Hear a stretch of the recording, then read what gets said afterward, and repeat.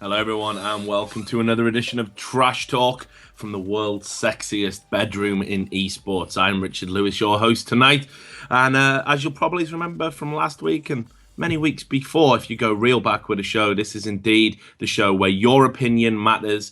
You are the people that set the agenda. You're going to be calling in and talking about all sorts of stuff. It probably is going to be a heavy League of Legends focused show, not going to lie, because we have entered silly season, the off season, and lots of stories are occurring right now, even breaking as far as 40 minutes before we went on air. But even though you guys can pretty much choose what you want to talk about, there's all sorts that you guys can choose to call in and talk to us about. So just to run over some stuff, in StarCraft, we know that Hook revealed on stream he took an 80% pay cut to stay with the organization, e.g. Hotbid has left Team Liquid to pursue Esports Express full-time. That's kind of the end of an era.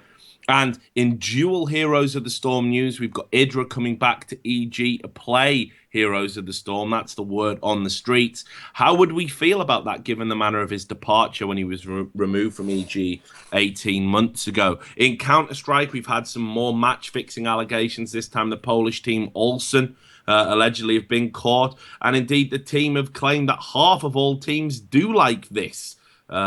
Old school Russian player Fox returns for Moscow 5's new lineup. And in League of Legends, everything has gone absolutely crazy. The Worlds is over. The Koreans won. What did you make of that? CLG allegedly tried to poach Zion Spartan from Team Dignitas.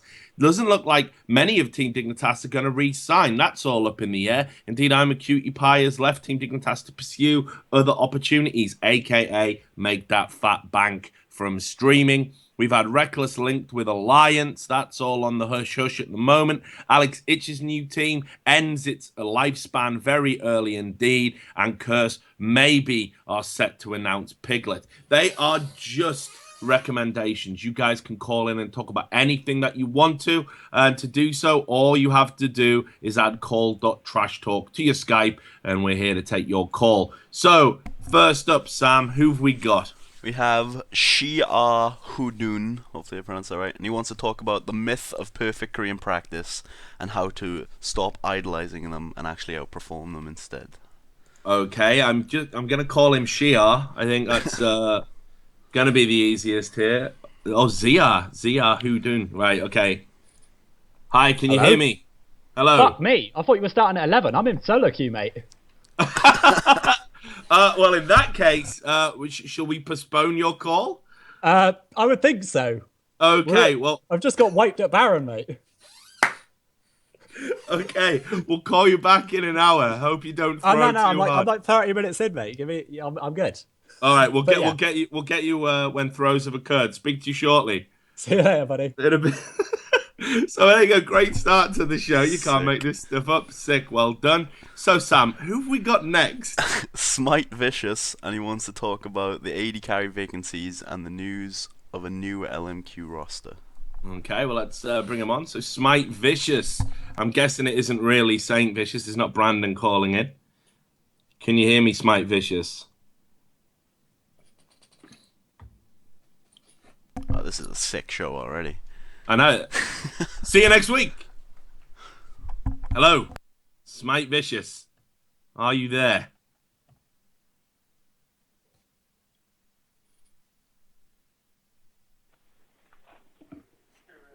Oh. Oh, Hello? Hello, is that Smite Vicious? Can you hear me? Yes, sir. How's it going? Hey, not too bad, brother. We finally got through to you. You are on air. This is Trash Talk. I understand you've got lots of league-related stuff to talk to us about. Yeah, it's good to be on your show. Kind of enjoyed you guys have kind of picked up the pieces after the last show fell apart. Well, I'm glad that you're enjoying the work. So, what's on your mind? I just kind of noticed that there's kind of a lot of movement now that the off season's hit. A lot of free agents across kind of every region. Maybe it just wasn't as publicized before, but it just seems like there's a lot of people available. Yeah, there is. I mean, we're already starting to see some, crazy shakeups at the moment. There hasn't really been anything that's particularly stood out as like a major move at the moment. But it's funny. I was talking to a manager from a LCS franchise just the other day when I was researching some stories, and they were kind of questioning the validity of this choice by Riot to display when people's contracts end. And they're actually saying that it's been probably more of a curse than a blessing, actually. It hasn't really helped them out because, the minute that the contract's coming up, players are now more inclined to kind of, stall on signing. And teams that have, got their eye on a potential piece of talent, they're just swarming like vultures and all over their players. Well, I think whether or not that's public information, I think it's got to kind of be still a problem. I mean, if you have a really talented guy, say, I don't know, like Zion Spartan from NA, he was rumored to be going to CLG for a long time, and I don't know if maybe they tried to poach him or anything like that. But a guy of that kind of talent and with his split push potential, that's kind of unique in NA. I would see a lot of teams trying to pick him up. Yeah. Well, I mean, so which kind of free transfers really stood out for you? I mean, what do you make of the I'm a Cutie Pie situation? Because he's not re-signing his contract to pursue other opportunities. That's how he's phrased it. He said he might return to the LCS. My gut feeling is that he'd rather make money being a streamer, because why would you want to scrim for 6 hours every day just to stay good when you could probably clear, I'd say, $2,000 or more in that same time just by streaming? Oh, for sure. I mean, we all know he's one of the more popular streamers out there, and he's kind of declined the last couple of years at the AD carry position, and he's been doing this for a long time now, and he's probably really burnt out. What about Zion Spartan as well? You've talked about him a little bit. If CLG did make an approach to poach, surely that's a bad thing. Yeah, there does. I think Riot's right in the sense that there has to be some sort of protection towards the teams that have these players on contract. You can't just have everybody swarming the guy and having all these offers thrown at him while he's still under contract. I don't know what exactly they can do. Maybe the right way to go is to keep all of these contracts kind of under wraps and not make it public knowledge. Well, here's something that maybe you didn't know, Smite Vicious, and I don't think a lot of the League of Legends community actually do. Oh, sounds like we're having playtime in the background there as well, unless you're wiping out at Baron as well, mate. It's a noisy house, man. That's good. But this is what a lot of people probably aren't aware of, and that is that it's actually illegal under American law if you approach somebody else who's under contract with another organization and ask them to become contracted to your organization. It's under something called tortious interference. I've talked about this a little bit in the past, and it doesn't seem to be something that a lot of people in esports actually have an awareness of. So tortious interference is also known as intentional interference with contractual relations. It's a common law tort. And again, it applies in sort of businesses when, if somebody's under contract to do a specific job for you, and you go to them and say, break that contract and come and be contracted for me, then you can actually take measures. You can sue if an organization does that to you. And it's really weird because this happens in esports all the time, but I don't think a lot of people go the whole hog and actually sue. But I think we're getting to the stage now where esports is legitimate, contracts are legitimate, and we could start seeing some, legal ramifications for things like this. I mean, so it's not actually a case of Riot trying to just do it for the sake of their league and, good relationships between franchises, organizations, team owners. There's actually a kind of legal obligation, if you like, to make it clear that this kind of behavior is wrong. Yeah, well, I mean, being Canadian, obviously I'm a big fan of hockey. I know of that rule for hockey. I wasn't aware it was kind of a global thing or for every sport.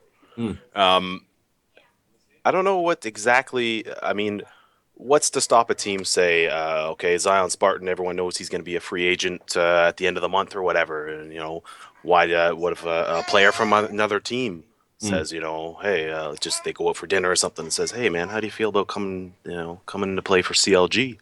Well, this is exactly It's how it goes on. I mean, do you remember? I mean, TSM took Bjergsen to Disneyland. oh yeah. I mean, like again, it's still one of those stories that I don't think is too wildly known. But yeah, he had a trip to Disneyland with TSM ahead of his move to them. I mean, again, I'm pretty sure they'll say that there was no jiggery pokery going on, and it was just a friendly trip. But the reality is these things do go on all the time. I think it's very hard actually. I mean, even the best intending of organization owners, you can't stop players talking to players. And that's actually how a lot of this recruitment goes on. They play a game together and then they get talking, hey, you did really well in that game. Maybe we can take it to the next level, kind of like what you would do after a date with a chick. It's like it seems to be that players will talk to players and try and make things happen, sometimes without the managers even being aware of it. Oh, for sure. And I mean, what defines an official offer other than, an actual contract in front of the player's face? Is a manager going to player and saying, hey, next year, would you like to play for us? Is that considered an official offer, or is it just two people chatting? So, are there any other moves out there that you've got your eye on? Any other free transfers you think might happen? Any wild predictions that you want to call?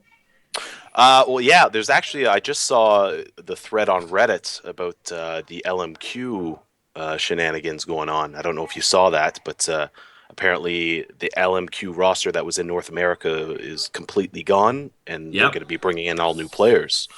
Yeah. I've seen all sorts of rumors that like Alex Itch, because his team that he was going to the expansion tournament with just broke up, that he's going to be coming into LMQ and all sorts of crazy stuff.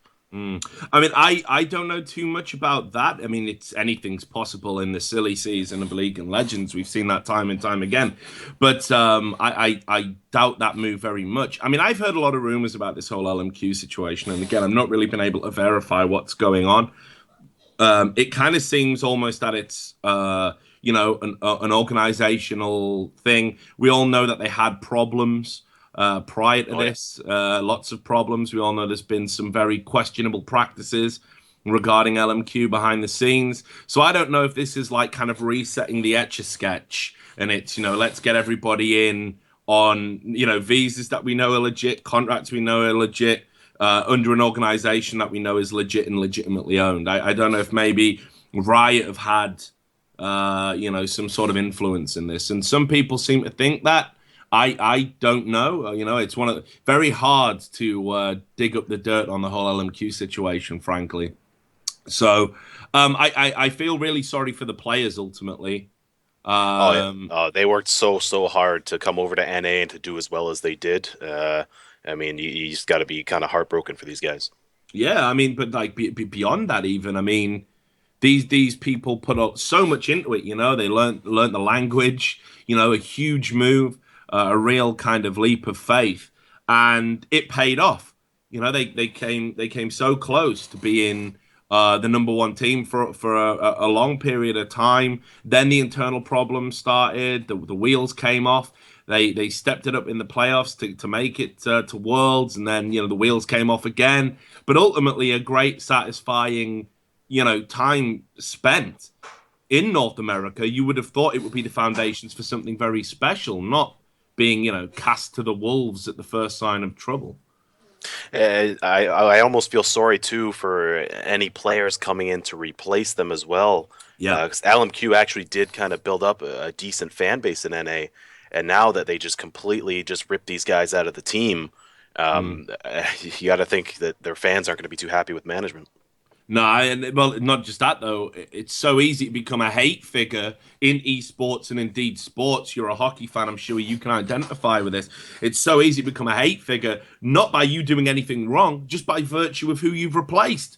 You replace a fan favorite, you're always gonna be the hate figure unless you manage to somehow eclipse them very early on in your career. Indeed. Oh yeah, and we don't. I mean, personally, I don't know the situation. I mean, I know the guys from LMQ. They already talked about going back to China, so it might have been completely their choice to leave, right? We don't. I don't really know. Or it could be the whole, visas for all. Oh yeah. Farce again rearing its head. I mean, I don't know. Again, I've heard so many things about it, and it's incredibly hard to verify. I'd love to talk to some of the players and get the skinny on exactly what's going on, but as I'm sure you can imagine, they've currently been unavailable for comment. So. Oh yeah. But anyway, look, a great first call. Certainly better than the guy who was still playing his game. Thanks a lot for calling, and I'll let you go back to the noisy kids. It sounds like there was a fight breaking out at one point, so you might need to go in and be an adjudicator. Oh yeah, I think I must have missed a smite or something. So not get people angry around here. But I appreciate the show. I'm a really big fan, and keep up the good work. Hey, thanks a lot. Hope you'll call back in sometime. Take care, brother. Okay, so there we go. First call. It is indeed silly season in League of Legends. We're seeing lots of free transfer speculation going about. And he's absolutely right. The situation for LMQ is as close to an esports tragedy as you probably is going to get. I mean, it's an incredible story, incredibly bad for the players. And it seemed like it wasn't just a kind of, one season kind of thing, like let's go to Worlds and then let's go back to China. It seemed like they were in for the long haul. That's the impression I got. So I'm really, really surprised that it's kind of come to an end in the manner that it has. What do you think about it? If you want to tell me, just add call.trashtalk on Skype. And if you're not playing League of Legends, we'll be happy to talk to you for a prolonged period of time. Sam, who have we got next? We have Rubits, and he wants to talk about why Incarnation's ban should be lifted.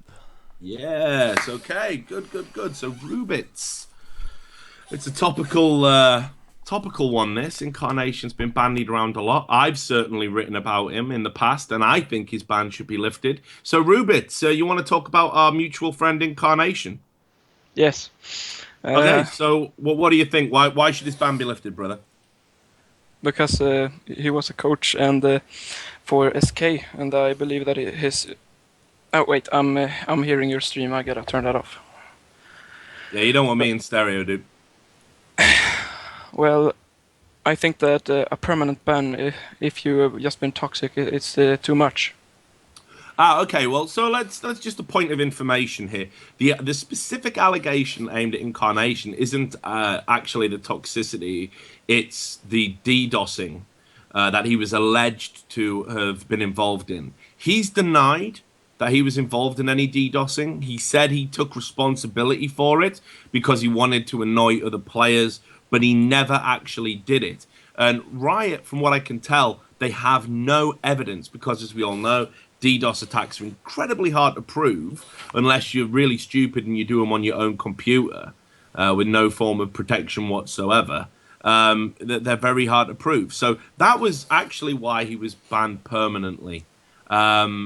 So it's not just an issue of toxicity, but again, he is denied that he actually did the things that he was alleged to have done. Yeah, I know that, but I didn't bring it up because they can't confirm it. No, that's fair, and perhaps you're right not to. So why do you think a permanent ban is too much in this instance? Because let's say he was guilty, and I don't believe he is, but let's say that he was. If you were one of the players that had been DDoSed by him and you were still playing in the league, how would that make you feel? Well, I would have been pissed, but after a year, I don't think I would have holding any grudges against him. Because that's a very long time to keep a grudge against someone.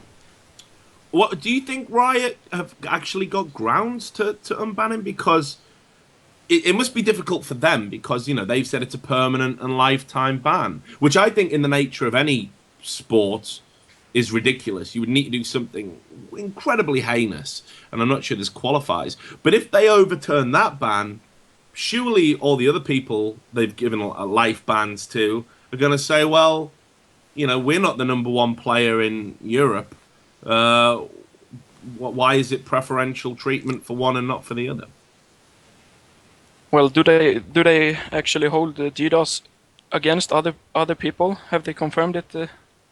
No, but I mean, I'm talking about just toxic guys. You remember Solo Team Mebdi. I mean, I believe there was a couple of life bans there as well. So I mean, who's to say they wouldn't turn around and say, well, Incarnation's been unbanned. It's been 18 months, 2 years for us as well. Why can't we be unbanned? Well, have you seen Thoorin's dick? No. Well, I have, and it's fucking magnificent. And he said to me that he should be unbanned because of the greatness of his dick. So, do you mean Incarnation should be unbanned because of the greatness of Thoorin's dick, or the greatness of Incarnation's dick? Both. Both. And that's your final standpoint on that. It's all about the dick. Yes, and all. I got 0 out of 10. I was so nervous, but I like your stream. Thank you. No, thanks a lot for calling. You're the first guy who's brought up dick on Trash Talk. Well, So- I'll do it again. Call in next week. Be more transparent, because we'll have a special dick section at the end of the show. Yeah. All right. Thanks a lot for calling in. See ya. Take care. Bye. So yeah, that was Sam. That was the first troll we've ever had. That was the most depressing attempt at troll. He sounds so sad with himself after he said it. Yeah, I know. He just. It's like he got flustered and he thought, what we need to talk about here is Thoorin's dick, which that's a go-to topic of conversation that I like to bring up at parties, Business meetings. Yeah, when I'm struggling for small talk, I'll just drop it in there. Have you seen Thoorin's dick? It's magnificent. And generally what I find is that gets me through the choppy waters of, quantum physics or whatever else we happen to be talking about at that time. So let's try and disseminate some of the serious points. And in fact, while you're here, Sam, do you have an opinion about Incarnation? I mean, I definitely don't think he should have been a permanent ban, but the discussion is whether they should undo the permanent ban, which is tricky, I think. Because it does set a precedent that Riot will unban you if you do good enough, but I think he's shown that he behaves well enough to get unbanned. Because their tribunal system is supposed to be all about reform and how to change, and I don't think there's a better example of reform than Incarnation. See, that's exactly my thoughts, Sam. It's we're in agreement.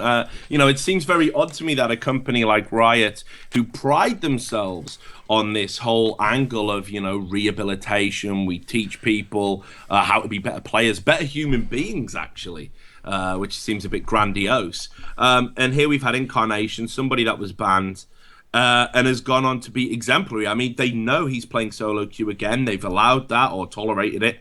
I'm sure they would say if they were publicly called out on it. He is currently number one in the Masters or whatever it is. Again, worked his way up. He's proven he's a phenomenal talent. He obviously doesn't get reported, and I don't know. It feels like out of all of the people that have kind of paid the price for their transgressions, he's paid a ridiculously high price because he could be one of the number one players in Europe right now, if not the world. Yeah. Actually, I have someone who wants to talk about why he shouldn't be unbanned, so I'm going to bring him in. Oh, yeah, okay, counterpoint. Is it going to involve Thoorin's dick, though? That's what I want to know. So, what's the name of the caller? His name's Victor. Right, okay, Victor, can you hear me? Hello, Victor.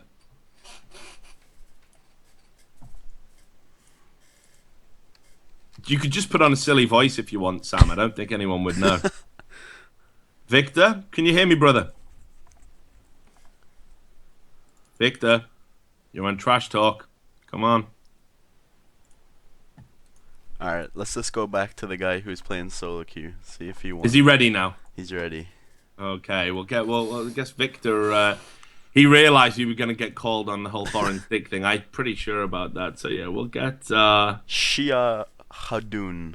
Again, I'm not going to be able to say it, dude. Let's just say Shia. Hello again, how you doing? Hey, how did your game go? Did you win? Yeah, I fucking won. Of course I did. I'm the shit. Excellent. That's what I like to fucking We hear. did get wiped at Baron while you minimised me. It was like the perfect, just as they engaged moment. It was brilliant. Man, I'd have fucking raged a lot harder than you did. So congratulations. on They raged taking the it. shit out of me. I was just laughing. Did you explain to them that this was really important, that you were about to go on a show with the great Richard Lewis? I hopefully... I said that.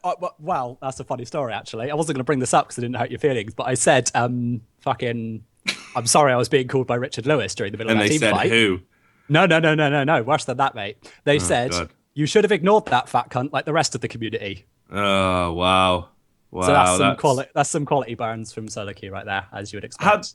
Have you seen Thorin's dick? No, I'm kidding. Right, let me start here. Actually, I've tuned into the show and I've got a gripe with you. I've got a complaint because Oh God, what? Go on. Yeah. I didn't watch your show when it first came out, your first season, but I marathoned them all when you put them up on YouTube about 2 months ago. And I can tell you that he was not the first person to bring up Dick, Richard. That was he you. not?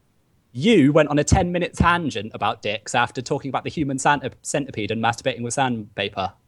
Really? You did. You have to understand, I was in a very different place back then. I was, doing a lot of drugs just to get through eSports, and yeah, fuck, man, that was a dark time. I mean, Well, maybe I erased you're- it from my memory. Well, maybe like Incarnation, you've been reformed and now you've been given a show again. Yeah, exactly. I'm a much better human being for it. But yeah, that does actually happen. He does masturbate with sandpaper in the human centipede too. I don't know if people know that. So, Well, I do. well, look, fuck it. I love you. You've saved the show. All right, thanks very much. So let's talk about. Well, let's not bother with the question now. I'm all right. Yeah. Okay, so fuck it. what I was talking about was, do you want to do your like hosty stuff and introduce, or shall I just jump right straight in? No. You did want to talk about the myth of perfect Korean practice. So just Absolutely. to remind everybody. So let's go into it. Right. So first of all, let's start off with like esports is in its absolute fucking infancy. So the idea that anyone's doing anything even close to perfectly is just like ridiculously laughable, isn't it? Like, can anyone say that we've nailed this shit down in like what, less than a decade and a half? Definitely not. Right. So the Koreans for so long have not been paragons of gaming, but the only people who take this shit seriously. What do we know about the Korean practice other than that it's better than what was the old Western approach of A, don't practice at all, or B, just play a bunch of SoloQ while you live in a frat house and get pissed all the time?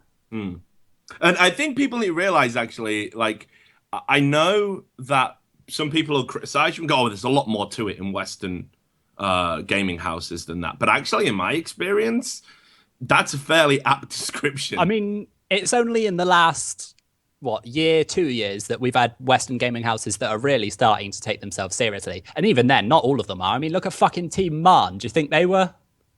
They Come on. definitely weren't. And Exactly. Didn't they lost a fucking deposit on their house because it was a fucking wreck when they handed it back over. It sounded like it was National Lampoon's Animal House over there. I mean, I've seen like a vlog where one of them was like sleeping on a sofa, like surrounded just by like piles and piles of dirty laundry. So yeah. He was probably watching Human Centipede too, as well, I imagine. Right. Okay. So if we could drop the dick, let's get back to it. Yeah.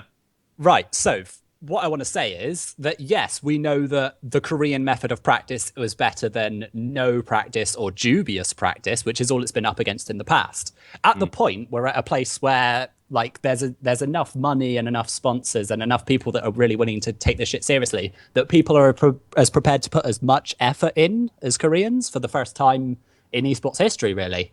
And I say people, obviously there's been individuals, but I mean across the board, multiple teams across multiple multiple regions. This is the only time that's happened. Would you say that's a fair assessment? I think that's reasonably fair. And just as a point of information as well, I would also add, first time I saw a Korean gaming house, I was fucking mortified.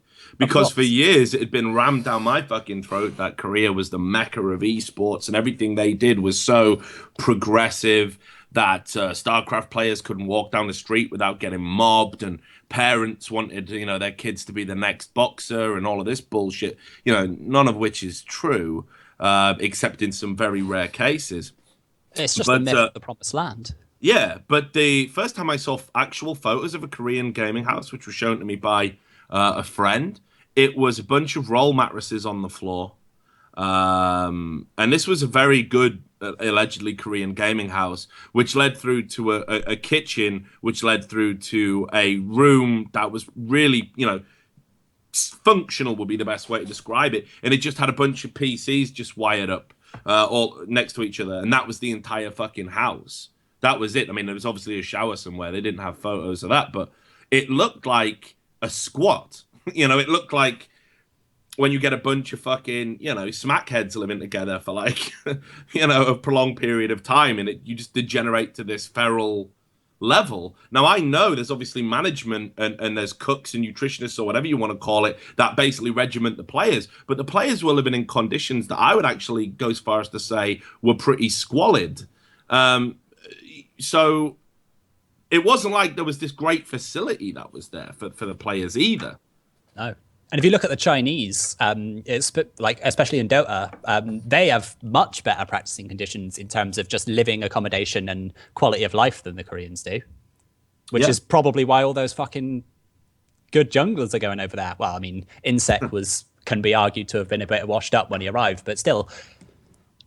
As a bit of a tangent, in an interview, Zero, the support of Uzi at Worlds, stated that he believes one of the reasons he was a bit of a nobody in Korea and he's gotten so much better is he said that in China, like the Chinese practice he was getting compared to the Korean practice was so much stronger, and like he was developing much better as a player than he was under the conditions he was in Korea.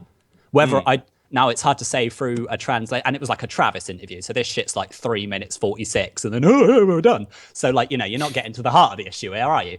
So I don't know whether he meant personally for him, like that kind of practice, you know, was better for him as a player to develop, or whether he just thought it was better, just in general. But anyway. Yeah, well, so what do you think it is? I mean, would you speculate? I don't know how much you actually know about what goes on behind the scenes practice-wise. I mean, could you put your finger on it? I've been having a think about it, and I'll give it a bloody good go. But anyway, one of the things we can say is like the mantra is work smarter, not harder, because you can't practice more than the Koreans. Like you see an interview with Mata, and he said that Hart practices from like 10 a.m. to 10 p.m. and then he plays SoloQ until like 7 in the morning, and then sleeps for 3 hours before practice. Like the Koreans are working as hard as it's possible to work, and I would argue possibly harder than they should be in terms of not just as people but as players. Like I think that you're going to get diminishing returns and burnout from just from just grinding like that. Like Korean practice is just blocks of fucking scrims. Like it's 4 hours we scrim, we eat, 4 hours scrim, eat, 4 hours SoloQ, bed, 4 hours SoloQ, scrim again. Yeah. Like it's grinding out games, it's getting things drummed in, and you can see it in their play. It's like you work fucking at something until it becomes like ingrained into you, and it's like an automatic response. A lot of the like things the Koreans do, like if you watched Mata play, he bought like 19 pink quads in one game was one of the stats. Yeah. And it was like 30 minutes. Like people go fucking months in SoloQ without buying 19 pink quads. Entire seasons, I would argue. Yeah, yeah, like that's not him fucking going, oh, I should buy a pink board now. Oh, that is just he has got it worked into his fucking, you know, Pavlovian response that when he recalls, he buys a fucking pink board and he puts it somewhere on the map. So, like, I mean, what do you think that why is it the Chinese haven't quite overtook the Koreans yet then? I mean, do you think that's something because I think the Chinese industry is like a piece of shit when it comes to everything outside of the game, as you can see by LMQ and TNC. Now, don't get me wrong, like we've got some figures in the West, like Reggie's done some pretty weird shit with his company, but like there's no one that just rivals the insanity and I would say incompetence of how some of these Chinese organizations have run, to the point that every single player wants to be on World Elite, the team that's just crowdfunded by fans and doesn't have to deal with that bullshit. Every single Chinese player, the dream is get your ass on World Elite. I mean, it's interesting. I think one of the big problems, I talked about it a little bit last week, was, you know, I think there's a lot of uncertainty around Chinese organizations because, unfortunately, whether it's something people want to acknowledge or not, there's a lot of financial corruption in China. And I think that's probably is one of the things the Korean scene definitely has a lot more, you know, in its favor, that, you know, Kesper specifically regulate everything that goes on in eSports so much. You know, it's so well controlled, it's so well monitored, it's so well regimented that ultimately there'd be no room for anything like that going on. And if anyone was found to be engaged in anything that was corrupt, you're going to get ostracized by the #1 meal ticket in Korea, and you're never going to be welcome back at that table. And Kesper isn't going anywhere. That much is certain. In China, it seems a bit more Wild West at the moment, and there's a lot of kind of, you know, big numbers getting bandied around, but people don't really know, well, A, where it's coming from, and B, how long it will be coming from that point for, you know? So the second part, obviously, is once you've said, like the Koreans are perfect, it's like, what is the downsides? And I would say, to go back to what I said earlier, we had like ingrained in. The problem with ingraining things in is you ingrain the bad with the good. Like you can't just pick and choose what gets sunk into your like fundamental identity as a player. It is all of your bad and all of your good. And you see, the term is used like Korean juggernaut. And I think it's really apt because, like, if you read the Marvel comics, that fucker can't stop himself once he's going. He can't turn. He's just going to go straight on. And if you get round him to the side of him, or if there's something in the way that he can't, he's just going to plow straight into it and fucking destroy himself.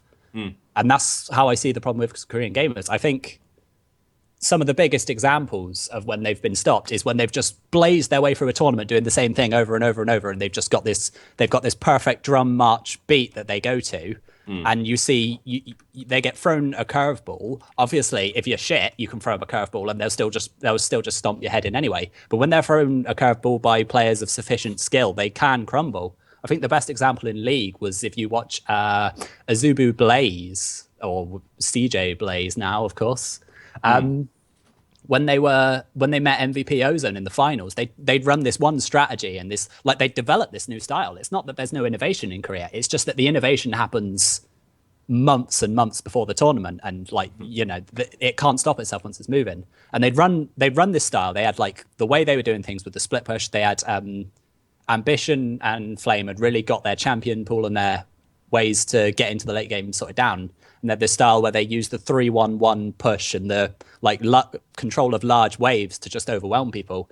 And as soon as MVP Ozone at the time, who were just pretty unknown, as soon as MVP Ozone dealt with like the one style that Blaze had brought to the tournament, this like 14-0 team that had been crushing everyone, they just looked like complete idiots. And I think that is a problem that happens more than once, due to the way they practice and due to the way they haven't got it right, I think. And I think you can beat them in terms of practicing in a better way that develops you as a player stronger.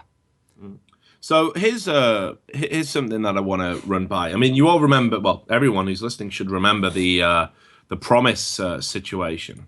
Yeah. After the match fixing, revelations, and his decision to sort of jump from a building and attempt suicide, which is like, it amazes me that this isn't still being talked about now. I think it's the most shocking. He got 5 minutes of charity attention, and then it was just. And actually, he got 5 minutes of charity attention from a lot of people who were like, "How can I use this to get people to watch my stream?"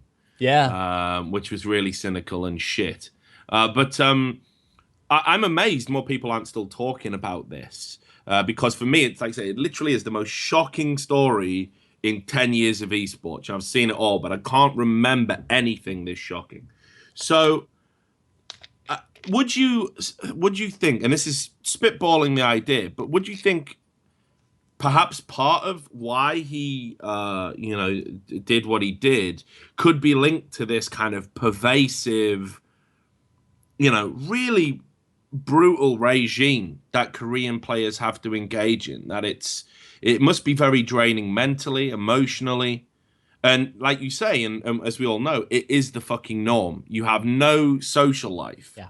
You have nothing outside of the game. And this is well documented. Any Korean pro could tell you about this. This is why a lot of Korean pros are trying to come to the West, even though it's less lucrative for them to do so. They have more personal freedom. Do you think that we're likely to see perhaps, other instances similar to that, of these kind of meltdowns, if Korean players are kept in this, kind of I think there's been environment? hundreds that just haven't got the spotlight like he did. His was a bit more spectacular. How many Koreans who've just, gone for a while, not found success, and then retired? I mean, if you've been following them around with a fly-on-the-wall documentary, I bet there are hundreds of fucking people who just burnt themselves out and were left to husk by the Korean esports. Yeah. I mean, possible. I mean, player burnout is a huge problem in Korea. Huge. And then there's a lot of people that could be pros that just don't want to. And there's people who get with a Western organization and make 10% of the money and they run a fucking mile because you just don't want to deal with that bullshit anymore. Yeah. So to get back to your original point, I mean, one thing that we can't deny and dispute is that if you want to make a successful esports team and win things, while it might not be conducive to the work-life balance or whatever, Korean players are going to be very successful. So is it not worth, I mean, I guess the counterpoint to the argument is it not worth for like a year, 2 years of your life just going through something like that in order to get as good as a Korean team and to be successful? Because your esports career realistically is 4 or 5 years as things currently stand. So I mean, you think, would it be worth it is the question. Perhaps. What I think my point is that I'm disputing that the Korean way is the best way to produce best players. I think that we've seen a lot. What I'm talking about, a lot of the flaws. I think that everyone says if you're not at the right place in your head, you can't play as well. I think that the problem is we've gone straight from barely practicing at all or practicing half as much as we could be, to just like full-on Korean mimicry. We bring in the Korean coaches, we bring in the Korean players. We too scrim for 12, 16 hours a day. And I think people just haven't looked at, like they've got the fucking blinders on and they've not looked at how to actually overtake the Koreans rather than emulate the Koreans. I think we've got things that are not being fully looked into. I think sports psychologists is one of the things that's sort of happening, that's a little bit, but like it's not getting the traction it needs. And in terms of alternative methods of practice to just sitting there on your ass and just playing 1,500 scrims in a day, I don't think it is what we should be looking to do. Which means, of course, the onus is on me then to provide the, you can't just say don't do this. You've got to provide the alternative, haven't you? So what go ahead. No, sorry, I was just going to say, it's interesting you bring that up because I did an interview with a sports psychologist, Robert Yip, on my podcast. And he says pretty much what you've just said, that, he doesn't understand why teams are just like, oh, okay, well, let's pick up a Korean manager or a coach or something because, it's going to work. And he says, the Korean environment and the Western environment are completely different. And there's no guarantee that just picking up a Korean, they're going to come in and actually help you and do the right things. It's, but there just seems to be this thing. Like guys like him have, he's got fucking so many qualifications as a sports psychologist, and he has to reach out to gaming organizations and offer his services for free because he's not a Korean. It's ridiculous. So I mean, it's part of the problem with like esports has a huge problem if you haven't already been successful, they just like discount you out of hand in terms of like, you see so many people who have like insight to give into the game and it's like, well, have you been a pro player? It's like, no, I just know what the fuck I'm talking about. It's like, well, you're not a pro player, so whatever. You don't know shit, mate. And so like, he's got so much more experience than them in terms of how to succeed at a sport. I mean, that's what he's dedicated his life to. And like, that's what a pro has dedicated 2 years to. And 1 year of it, they weren't even all taking it that seriously. But I mean, in terms of practice, there's things that just aren't being looked at in terms of like, I mean, of course, one of the best ways without having to be like the complete pioneer genius who just pulls insight from nowhere is to look, apply knowledge from other fields. And if you look, like, there's a pretty long history of humankind trying to get as good as they can at very specific things. And I mean, even just physical sports, for example, do you think like, a football team will practice just by playing, normal 90-minute matches against another team all day long? Like they've broken it down into elements. There's workshopping. There's coaches who focus on specific things. Esports teams are bringing in coaches now, and that's all well and good. I mean, the problem is half the coaches are just players who aren't good anymore. It's like, oh, now we've got 6 players and one of them's bad, so we're going to win everything. Yeah.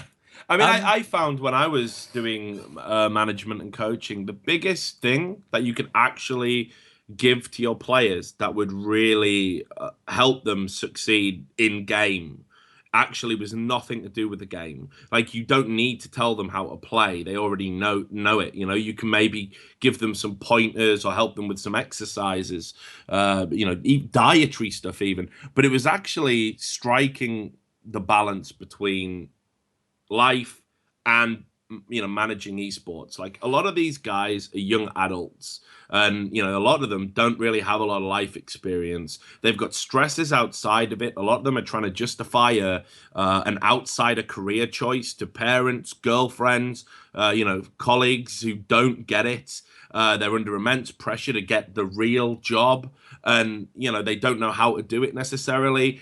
They get stressed out about that, and it translates into the game. I spend just as much time with my players doing things like, look, we'll get you a part-time job. I'll write your CV, and I'll teach you how to do one for future reference. Like, this is how shit like that. And then because they were freed up from all these outsider pressures, they could go into a game and actually fucking perform. Yeah, so absolutely.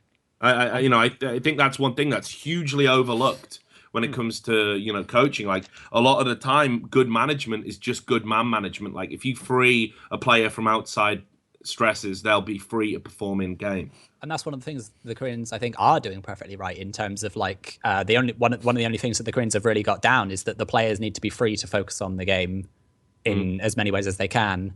And, you give them the leisure time and things. I mean, they don't give them enough, I don't think, in terms of just to be good players, not even just for in like some kind of like bleeding hearts human rights thing. I think that they need more time in order to perform. But, they have things like, they're not worrying about things like meals and whatever. But even with in-game coaching, it's like you've got your coach who just like looks at games and goes back on replays and go things, and like there's analysts, but you don't have coaching focusing on specific things. Like, they don't break the game down enough to like core elements and things.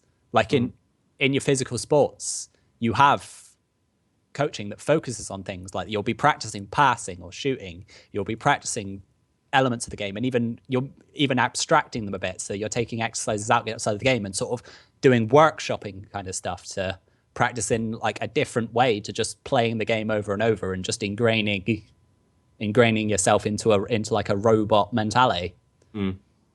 So you've made a bunch of great points. You've definitely been the caller of the night, although some would argue that wasn't too hard when we've had a discussion about Thoorin's dick. But is there any final thoughts that you would like to give before we move on to the halftime break? I mean, any cautionary tales to the Westerners? The cautionary tale is like, don't be too quick to become Koreans, because you're still going to lose to the Koreans. They've been doing the Korean thing for 15 years. Like, do you think you're going to get a Casper organization set up overnight? League of Legends isn't going to be around forever, is it? I mean, they'll be the next big thing. Of course there is. And probably maybe your organization is still around. Maybe Alex Garfield will be profiting from your hard work when he runs all of Western esports in 30 years. But in 3 months, actually. Yeah. What you'll be doing is becoming as miserable as the Koreans and becoming maybe almost as good as them if you're lucky. I think you've got to think outside the box to beat him anyway. I don't even think it is outside the box. I'm catching myself there. I think I've said something stupid. Don't think it is outside the box to suggest that the only way to practice isn't to just sit down and play the game all day and then go to sleep and then wake up and do it all over again. But one of the problems with good coaching is people aren't being hired as coaches. People are being hired and then becoming coaches because they can't do anything else. It's like, I don't even know, I've got all the ideas in my mind about how I'd want to coach someone. I don't know how I'd become a coach. I mean, maybe I can become a hot girl and steal some money from a charity, fuck a player, and I'll end up managing a team. That's easy. But what do I do? How do you show you? It's something Monte Cristo said a lot, when it's like, coaches don't grow on trees. The players are like, well, if there's no good coaches out there, you don't become a good coach, or you don't become a perfect coach. Maybe you've got the potential, but you don't get good at coaching when no one will let you coach. You've got to take a chance on it at some point. You've got to find someone and say, this guy seems to know what he's talking about. This guy has got some ideas. Let's put him into our team. Give him a trial period. Give him 6 months and see if he can improve the results of our team. And if he can't, we'll have to try someone else. But people's approach to coaching is so vanilla and safe. It's like, well, this guy played in an LCS team, so maybe he knows what he's talking about. And I think they're looking at the wrong aspects. So the problem, again, is they're not looking for the right thing in terms of the kind of coaching they want and who they want to receive it from. I definitely agree with you, man. Like almost on every point as it happens. So I'm definitely glad we finally got through to you. I'm guessing you'll be going back to SoloQ now. No, I'm done with that shit. All right, good. Well, look, it was great to talk to you. Anyway, I've got to watch the show. Oh yeah, brilliant. I'm glad to hear you will, and I certainly hope you'll call in again sometime. I really appreciate you phoning in. Yeah, I'd love to. All right. All right, all the best, brother. You take care. Thanks so much. See ya. Laters. So there we go. The myth of Korean perfect practice. We all know that the Korean esports scene does have a lot of problems that maybe don't get talked about in the Western clamor to emulate Korean success. That generally tends to be all we actually focus on. How they win games. We don't tend to think about, the kind of methodology that goes on behind the scenes, or indeed the lifestyle of the players and what that really means.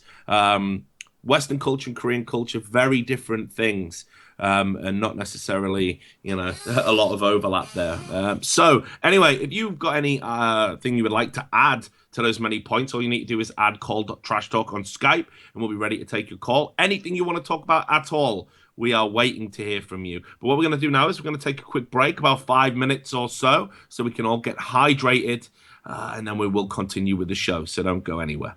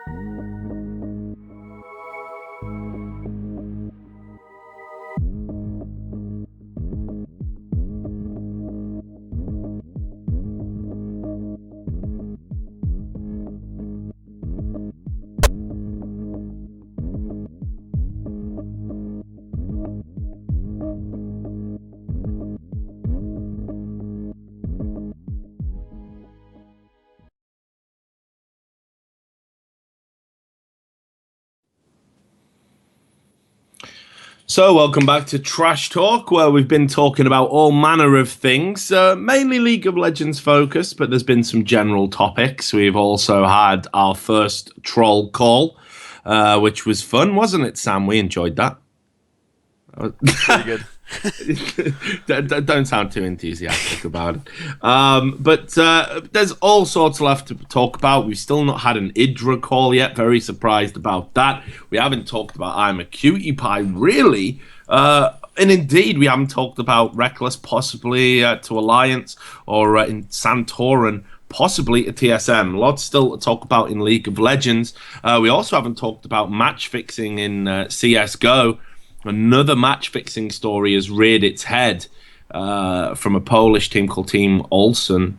So, again, so many topics that we haven't covered and so little time to cover them all. We want to take your call. It's all you got to do is add call.trashtalk to Skype, and my lovely producer Sam will see if you're a troll or not. So, Sam, who've we got up next and what do they want to talk about? Next we have Stimulant, and he wants to talk about EG getting Idra back to play Heroes of the Storm. Here we go. Yes. Okay. So Stimulant.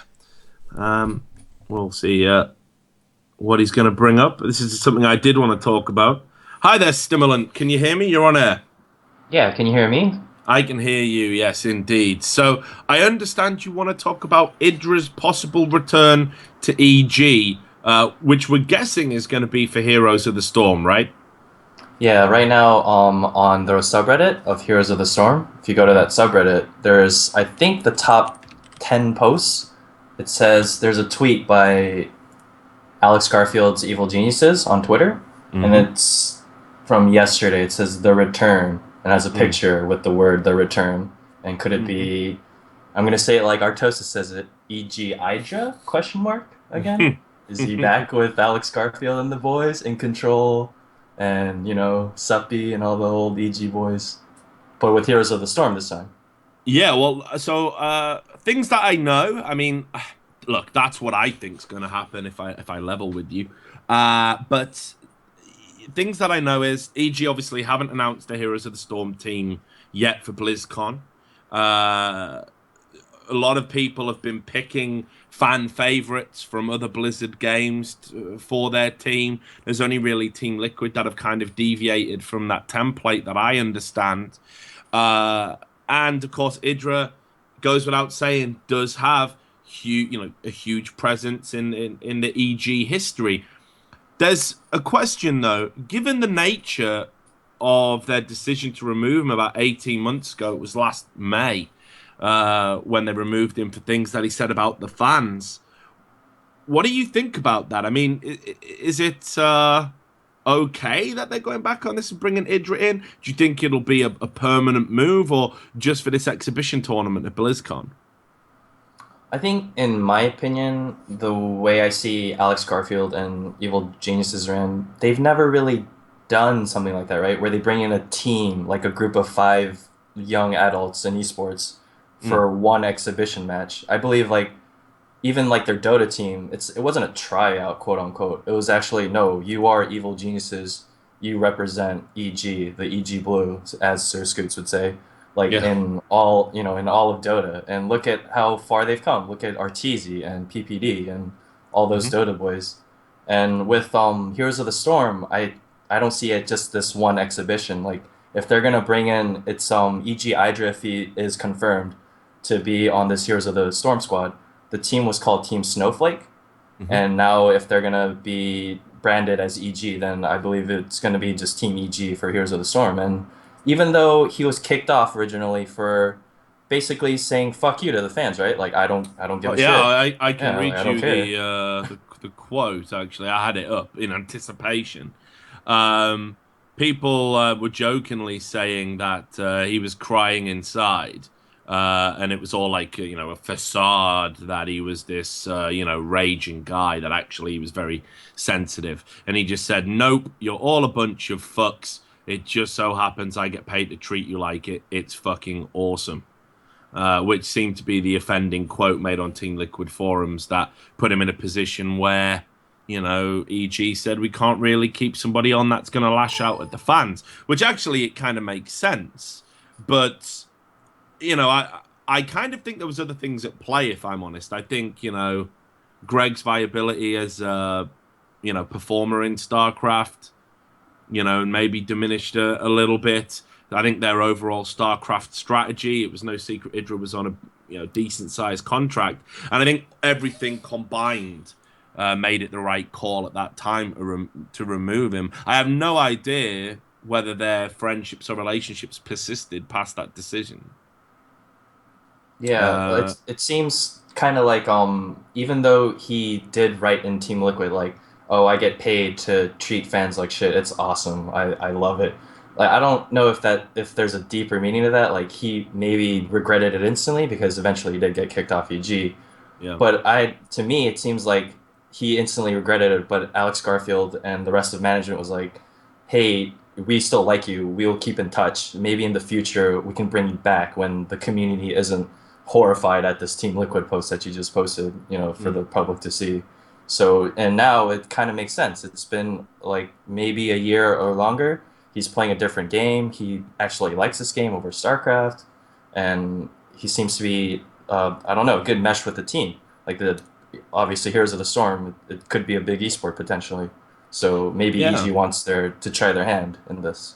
I gotta say, I felt like, it was a sad day in a lot of ways. Like, even though I wrote an article saying, I totally understood EG's position, and the one thing you can't really do when, you're a fan favorite is turn on the fans, really, because it makes your position really, untenable. I when he moved into casting and commentary in StarCraft, I was like, this is a good fit. I like Idra for this role. I think Greg brings a lot to the table in terms of analysis. He's a very different personality to the commentators that were already out there, who are really didn't want to upset anybody, didn't want to be critical. And I think StarCraft needs a critical voice rather than just another caster who comes out and tries to explain why a player's playing shit, like make their excuses for them, on air. Like, you shouldn't be doing that. You should be saying, the guy's playing bad. He made all these mistakes. You're a commentator. Why is he playing bad? Exactly. Yeah, exactly. Like, in NFL football, a John Madden, right? Yeah, exactly. I mean, maybe not as senile, but yeah, you're absolutely right. Sure. But I think two things occurred. I think Greg realized that actually being a commentator and a caster, it's pretty fucking difficult. Perhaps more difficult than the early rewards dictate, because you certainly are going to make more bank being a fan favorite player on an EG contract than you are being another commentator that's having a hustle and fight for $400 a weekend contracts with everyone else that wants to do it for a living. So true. And I also think he still had that burning desire to compete. And whichever way you slice it, being a commentator isn't going to speak to that desire. So when Heroes of the Storm came out, I genuinely thought, if this game goes big, Greg really, hooked his wagon to it. If it goes big, we're definitely going to see him compete. And I think it's great. I'd love to see him again. It's just, I definitely think Heroes of the Storm's gain is StarCraft's loss, actually. Yeah, I agree. So, I don't know. But, so here's a question I want to ask you while you're here, Stimulant. What does it say to the fans? Like, why is it okay now after 18 months to bring him back when you removed him because he insulted the fans? That insult is still a matter of record. There was never an apology made, as far as I'm aware. I don't think he ever publicly said, I shouldn't have said that to the fans. So the statements haven't been retracted. So why is it okay for him to return to EG? I think, especially in the case of formerly EG Idra, when he said that on Team Liquid, he was talking to a specific group of people. Like, these are the type of fans, quote unquote, of his that would come into a stream chat, like spam Frank Rizzi or whatever, and they would just generally watch his stream for his rage, because that's what Idra was famous for, was his rage on stream. Like, he would queue a game, get SCV Marine rushed, and then just call him, oh, you're a piece of shit, and like start raging and quit out of the game. So these fans are kind of fans, but not fans, if that makes sense. Yeah. So when he said that on Team Liquid, that's like who he was talking to. Like, oh, you guys are really dumb and retarded, and I get paid to treat you like shit. So it was wrong of him to say that, but you can see why he said that, if that kind of makes sense. It's like taken Yeah, into, definitely. it's kind of skewed into whatever I you'd think he call it. probably could have been more succinct and worded it better, but I definitely agree. I think there's a world of difference between fans and then just like gawkers, like the kind of people. It's like, okay, if you're in a roadside accident and you've got first aid knowledge and you can actually bring something positive to the table, like maybe stop someone bleeding to death, I think it's perfectly okay for you to fight your way through the crowd and say, look, is there anything I can do to help? But if you're just some fucking rubbernecker that just wants to see someone die because you're fucking weird, you've really got no place being there. And, maybe that's a strange analogy. But I see a lot of fans, or people who claim to be fans, who aren't fans. They don't want to watch you succeed. They don't want to play any part in your success. They don't want to act as a support mechanism when times are hard. They are literally just there to A, apply more pressure, and B, to stand back and enjoy the inevitable meltdown that'll come. And, we've seen it time and time again. People who claim to be fans of players, yet they're the first people to email a sponsor when, that 24-hour spotlight you're in catches you doing something maybe you shouldn't. You don't even get a Exactly. chance to issue a fucking apology. There's already 100 emails in the sponsor's inbox before you even say, look, guys, I shouldn't have done that. So I'm definitely sympathetic. But by the same token, if the results aren't there and you're a fan favorite and that's why you kept around, like I felt, this is perhaps a little bit harsh, but I felt Idra was almost like, EG had a room called, sentimental times, and that was where they just kept a lot of their players. If you're in that room because you don't really bring anything to the table in terms of results, if you turn on the fans and call them a bunch of fucks, then chances are you're going to get cut. So it was a real weird 50-50 thing. Just while you're here, before we move on to the next caller, Heroes of the Storm, yeah or no? Is it going to be an eSport? In my eyes, because it's a Blizzard title, yes, it will absolutely be an esport, but only time will tell. And who knows if Blizzard will, go try hard in this, just like Hearthstone, because they really tried hard with Hearthstone, in my opinion. It's the same with Heroes of the Storm. But again, on Blizzard in time, yeah. Can you see yourself being a fan of it, watching it? Right now, not so much, but because of this exhibition and Team Liquid with Shath, and now maybe EG with Idra, all these like StarCraft 2 streamers and players that I liked back in the day are coming back to a new game, and it just seems very interesting to me. So I will definitely keep my eye out for this, for sure. It's definitely interesting. I've got to say, I've seen this happen before with very mixed results, a lot of them not good. Sometimes when you've succeeded at one game, it's very hard to transition into another. But we shall see, and I certainly hope some of these teams do stay together. I don't think Fanatics will, for example, but the Team Liquid one, by all accounts, is a legit team, and they want to have a presence in the game. So all the best. I think it could be an interesting time, especially if some of Blizzard's proposed plans for it, including a WCS-style league for Heroes of the Storm at inception, is what's being talked about, behind the scenes.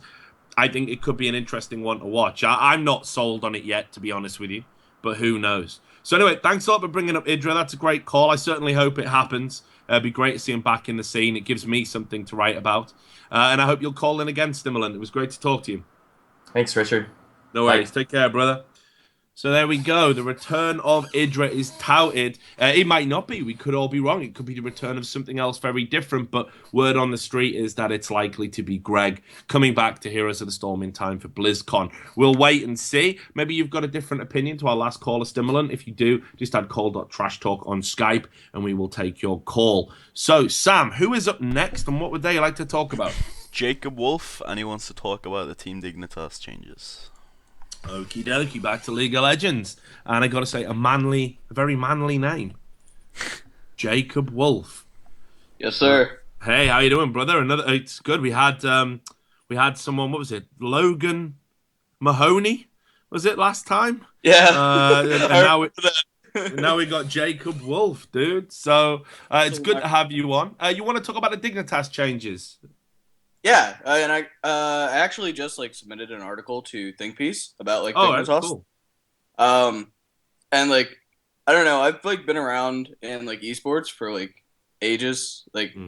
probably not as long as you, but I've been around since like I started following everything like 07, 08 ish, like Counter Strike and like some StarCraft, like when it first started to like come in and whatever. And I remember seeing Rock Solid. Like I didn't watch a lot of League like when it first kind of like became a thing, but like Rock Solid, the original team that was like Scara and Kitty and everyone else that was like got bought out by Dig. And I remember like when I first saw them, like I was really like impressed almost. So these were like your average Joes, like, and that's the one thing. Like I'm a huge person, or like I'm a huge fan of like Cutie Pie, and like everybody always like talks in his Twitch chat, and he's just like an average dude. He's like hilarious, but it's like really cool to kind of see like people that are just like you wouldn't think would be that important in esports, like stereotypically, like kind of be like that and like those kind of like names, because like you go on Solo Mid or you go on Twitch's directory and you always see Scar and Cutie Pie. They're almost always at the top, and when they're on. So but here's what I want to ask you just quickly while we're on the I'm a Cutie Pie subject. He's definitely got a great stream, and I've got to say, if I was a guessing man, and maybe if some other players had talked to me and maybe helped me with my guesswork, I would say that actually the popularity of his stream is pretty much the reason why we're not likely to see him in LCS next season. I think it's just a case of effort to reward. It's a lot harder to be a player. And people think LCS players make serious money. They fucking don't. It's minimum wage, man. Like you make way more as a streamer. Like this subject came up. There's a guy that's in Masters who's like a very close friend of mine named Mohammed. He goes by Hi, I'm Rogue, and like I'm sure people have seen him like in Challenger games and whatever. And we were talking about this on like one of his statuses on Facebook the other day, and like everybody was like, "Oh, they make bank." And then like I saw like I work in the music industry, like I own a radio station, and we like sponsor esports teams and stuff for like Strife and like other stuff that's like smaller. But it's like they we were talking about like salaries, and some random like music producer like posted something of like a picture of Worlds, and like somebody was like, "Oh, those guys make like banks bank," and it's like Uzi and like Zero on stage, like backshot picture or whatever, and it's like, you know, maybe like in other countries, but definitely not in the U.S. Like it is all expensive pay. Like they don't have to pay for a house. They like get the computer for free and whatever. But yeah, they don't make a bunch of money, and I think that's a really like misconception that's like brought up like on Reddit and stuff, because they think these people are making like a bunch of money, and no, they're not. They're just doing what they love. Like they don't need a lot of money. I mean, food, but like. So devil's advocate as well. Someone in the chat who is a mod, so I got to listen to him. Otherwise, he just bans everyone and the stream's over. He says, for what it's worth, Cutie Pie said he wouldn't be interested in streaming if he wasn't an LCS player anymore, and would rather go back to study. And not everyone makes decisions based on money. I mean, I don't know. I kind of feel that if I did make a decision based on money, that's the kind of thing I would say. But maybe it's genuine. I mean, we have no real way of knowing. It just seems like, you know, if it's on the table and you've already built up this great stream and have a chance to, you know, do it for 6 months, a year, and make some actual good money, I don't know why someone wouldn't take that opportunity. No, I agree. I remember I was sitting in QD's stream the other night, and he said something about he would be interested in like looking for another team. And I think the Dignitas thing has been like a long time coming. Like, and Scara brought it up too on stream, and it was one of those things where like for quite a while, like I think they've decided to step down, and like they had a discussion about that, from what I understand. That like Scara and QD like talk to each other, and we're like, we want to do this. And, you know, it's sad that, like, they're gone. And it's the more, like, reason I wanted to talk about, like, this here is, like, Zion. Zion was not, like, something I was wanting to, like, see go.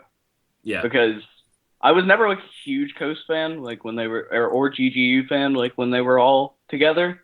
I like Nintendo, I like Josh. I like Shifter a lot, and I like Zion. And, but I never was like a huge fan of them like as a team, because I didn't really think they meshed well as a team. Like I thought they were really good individually, but I think they could have been a lot better like on different teams, separate teams.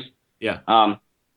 And like I saw obviously like Skara was getting to the point where he just didn't want to do like LCS competition anymore. That was like very apparent in the spring split.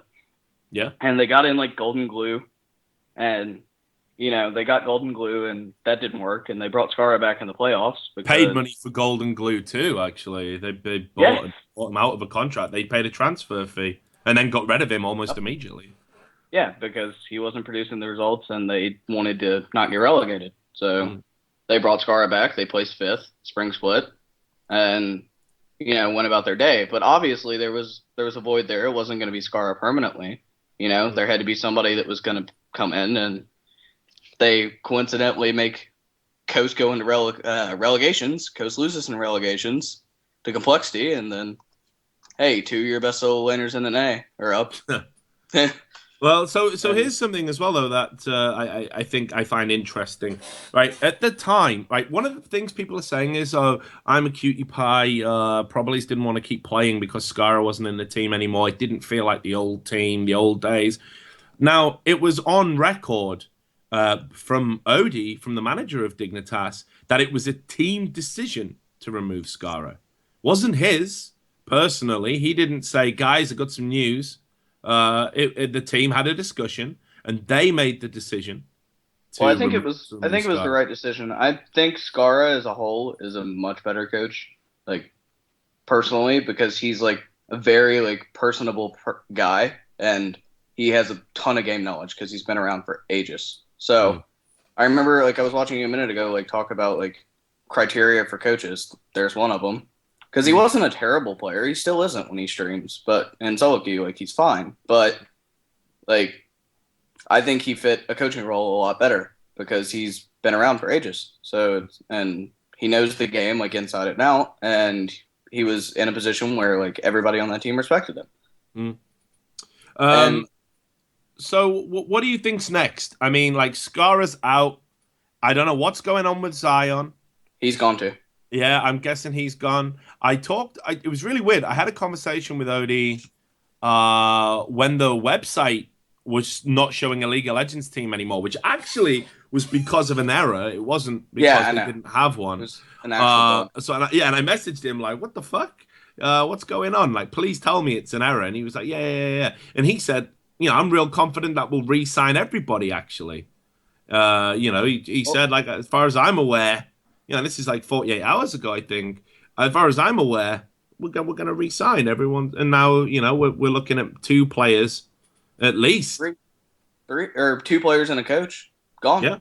Yeah. Zion's completely gone, and so is Cutie. And I think, and I said this to somebody yesterday when, like, it was brought up, because Zion, like, was announced before Cutie. Like, Zion went on Twitter and said, hey, I'm a free agent. Like, I play mid-jungle top.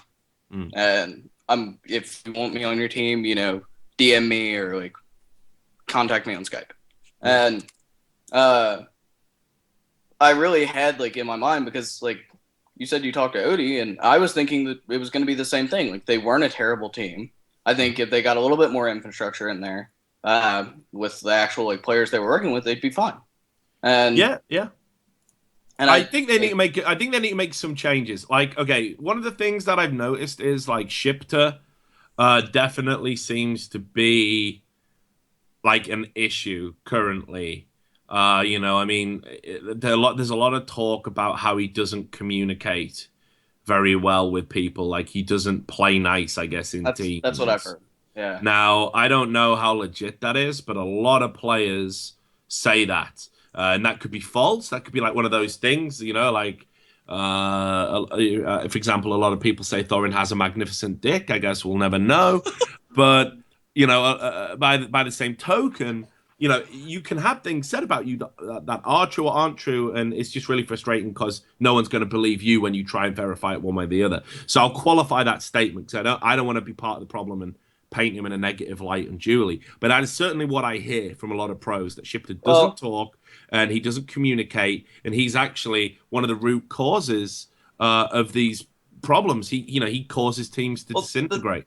The thing is, right, is I feel like it was kind of different in Dignitas, because from what I heard, like, I don't know if like anything was ever brought up to you about this, but from Coast days, Like Mash Me was a huge problem from what I got, and like he choked out Shifter. Like that's I was gonna say, yeah, he choked him out, right? That's not okay. And like I always felt like Shifter and Zion were okay on the same level because, and like I don't think Nintendo was in this as much, but I definitely think their bot lane, like who I think Wiz and Daydream have both got a lot better, like in SoloQ recently, and so I think they could be on Challenger Series level, but like they were like getting smashed by like Rush Hour, like Double Lift and Afro and like Lemon and Sneaky, and I always felt like Shifter and Zion were like on the same term of, and I remember watching Summoning Insight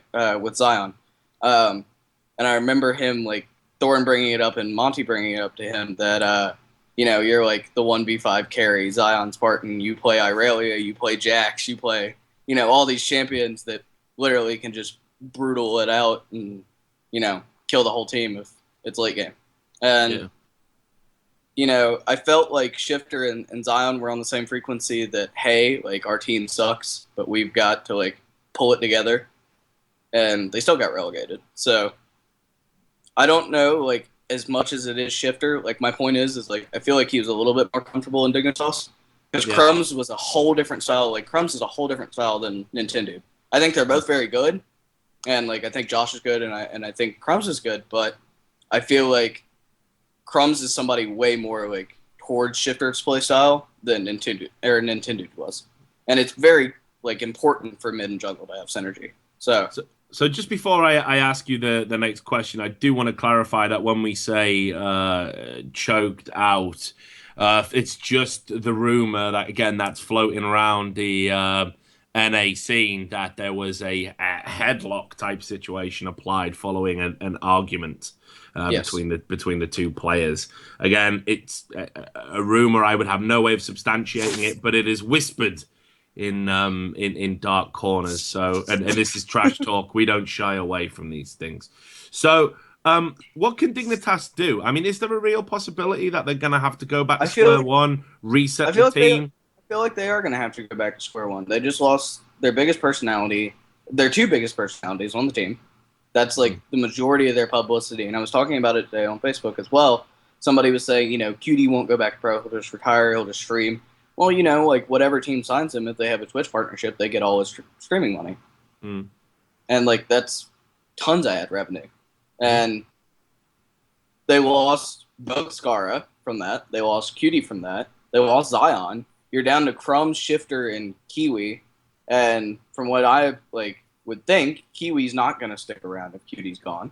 Like that bot lane, the only reason like the bot lane worked is because they are so similar and like both so like troll, and I'm not like insulting them because I like them both a lot, but like they're both so troll and so similar as people that it kind of just worked. Like the bot lane worked because the two people that were playing down there got along and they were both really good players. And in a similar sense, like that puts Crumbs in the hole by himself, Yeah. One of your solo laners gone. Like QD is the one person that's like known Crumbs for ages, and QD's gone. Skara's gone. Puts Crumbs all by himself as like the person that's been on Dig for quite a while, and I don't think Shifter will stay. Yeah, I mean, the way I look at it, just while we're talking about ways to improve the roster, I got to be honest. I think if they retain the core 3 players that are left, let's presume Shifter does stay. I think that's a side that you would need to put 2 amazing players around that 3 to have any chance of avoiding relegation. You would need an AD carry that is like phenomenal. And I know like Reddit has been screaming, "Oh, Dig Cop, like Dignitas Cop." Like Cop's a good player, and I think he'll make like Curse Academy, like he'll carry Curse Academy through this like expansion tournament. And I think that was a really good move by like Liquid to move him there. Yeah. But you would need someone fantastic at AD carrying to make that work. And they also have to fit like the team personality of like laid back, like kind of troll. And there's nobody like in NA scene that does that. And yet slight correction I would give you there is I would say Bunny Fufu's going to carry Cop to carrying Curse Academy. That's true. Just my opinion. Yeah, Bunny's really good. I was impressed when he played on Curse and Sprint. He's fucking sick. I can't believe that guy's not in LCS, man. His thresh, man, like Yeah, it's just sick. them hooks. But I feel like there's nobody in the NA scene like that's an AD that just fits that. I don't think there's many people in EU either, and then you have language barriers, and that's not going to work on Dignitas. Like, sure, I'm sure they could hop over a language barrier if somebody from like Korea or China came over here, but like that team is so revolved around being like a whole Western Hemisphere like troll team. Like, it's what it is, you know? And it's a huge personality thing, and I think that's why they did really well at the beginning of the split, because there was no argument about them losing. Nobody screwed up. Like, I mean, I'm sure they did, but nobody was like majorly screwing up in lane. Like Crumbs was like placing, I think it was like 40 wards a game, like as a freaking jungler. Like, and Zion and Shifter were like hiding in bushes and waiting for people to come by with like Syndra and, you know, all these other champions, and it just worked because they all were so similar in personality, and they were like almost like friends, you know? Yeah. And I think like on the opposite end of that spectrum is CLG, and they have problems too. And they're like, they hate each other. Like a good majority of them do not like each other, and it's a huge problem. They've definitely got internal problems. There's no doubt about that. So just final thoughts before we move on to the next caller, because we're starting to run out of time. Is this the end of Dignitas in your opinion? Are we going to see something like emerge Phoenix-like from the Flames, and Dignitas are going to be able to put something together? Or is it a very bad sign that perhaps their two best assets aren't willing to re-sign at this point? I think this current Dignitas team is done. Maybe they can keep like Crumbs, but I don't see it being the same ever again. And I think that will cause a huge issue. I think Dignitas as an organization and Odie as a manager are very capable of putting together a roster, but it would have to be a completely different like perspective of how that team works. Because currently the way it's been set up around like QD being like this huge personality and all of them being really friendly towards each other, that's not going to work. I don't think there's any other people talent-wise that like. I think there's people good enough to do it, but I don't think there's people that fit that personality. And I feel like they're going to have to make some really tight calls to make Dignitas better. I mean, I personally am really, really like kind of stabbed in the heart because this is the team that I really enjoyed because they were just really fun to watch. So yeah. Well, it's a big change indeed. Look, I want to thank you for calling in, Mr. Wolf. We'll no doubt hear from you again on other calls, but it's great to get your thoughts on that, and I look forward to reading your article when I get around to reading the submission. So thanks a lot for your call. All right. Thanks, Ben. No worries. Take care, brother. Out you go. So there we are. It is the end of an era. No two ways about it. Team Dignitas making changes. It does look like, I mean, on paper at least, they've lost their two kind of star players. Where do they go from here? And you know, I've known Odie a long time. He's always got something up his sleeve. But I wonder if this has maybe caught him a little bit cold. I did say on that call there, maybe you didn't catch it, but I did say that, you know, as far as he was concerned, he expected the players to re-sign. I don't know if that was just the thing that you say to a journalist when they talk to you, whether it was like a bluff, or whether he genuinely believed it, whether this has come out of the blue. And if so, are Dignitas going to be able to put it right? Especially with other big organizations having a head start on acquiring talent. Who knows? Odie's a canny character, though, so watch this space. I'm sure Dignitas will be doing some stuff. So, Sam, let's take another call. It might be the last one of the night, so make it a good one. Who have we got, and what do they want to talk about? All right, Jacob Mann, and to summarize what he says, how esports has started in a globalized society and whether or not it has the ability to take the same structure as sports when it comes to national leagues and teams. Okay, that sounds heavy, right? So who else have we got, Sam? I'm not saying I don't want to take that call. But that sounds like a heavy one to end on. We have Matthew Luke, who wants to talk about the Elson CSGO fixing. Let's do it. Let's do some match fixing. Let's end on match fixing.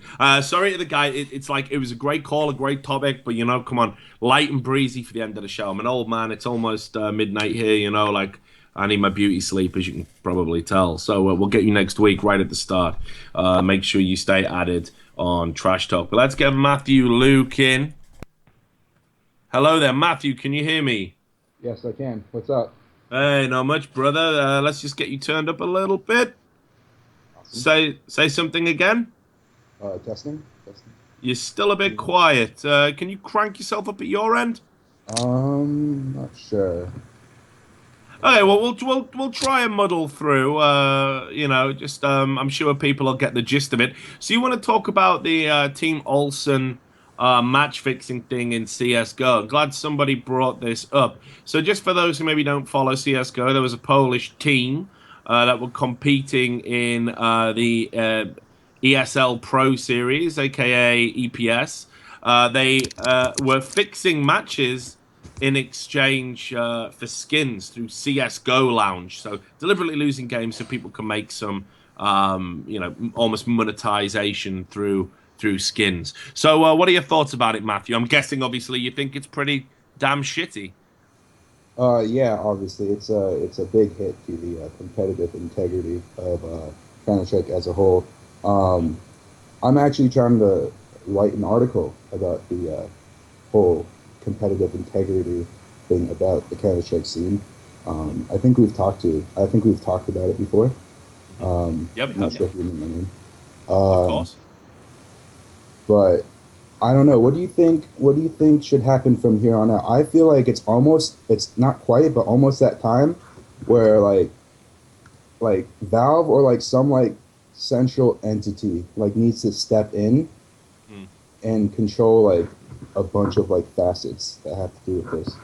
Okay, Matthew. So what I'll do is as well, I'll just get Sam because there's a lot of background noise where you're at. So we'll just pop you on mute while I'm talking, and then we'll unmute you Okay. when we come back to you. So okay, I think two things really need to happen here for CS:GO to get on this parity, this competitive integrity. That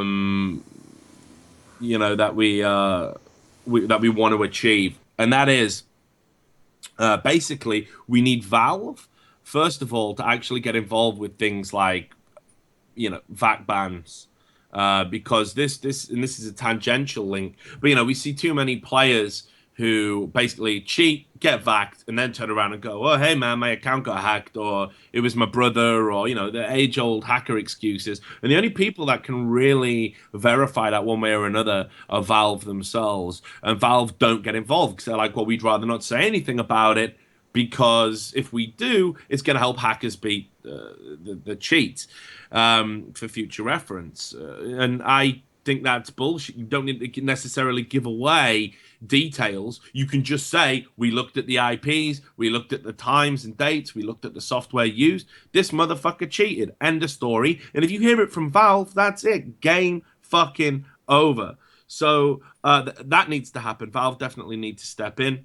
To do that for me. If they're going to put up the prize fund and run major tournaments, then why not? Why can't they just take a little bit of time? And I'm not talking about, your average retard on public running around with a fucking speed hack. I'm talking about professionals in the professional scene competing in tournaments with professional prize funds.